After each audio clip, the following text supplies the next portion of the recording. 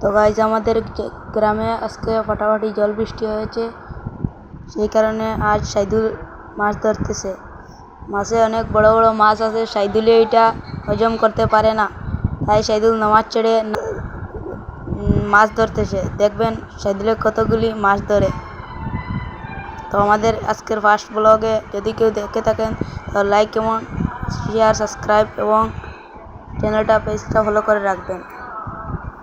বহুত লোক মানুষ মাছ ধরতেছে। সাইদুলে এখন জালটা তুলা মারবে, সবাই দেখবেন মাছ কি করে আসে জালে।